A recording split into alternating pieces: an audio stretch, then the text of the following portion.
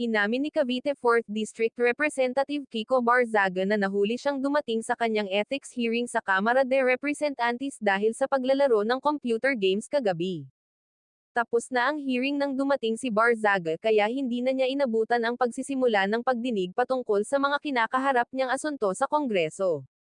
Aniya, my hearing was already over by the time I arrived.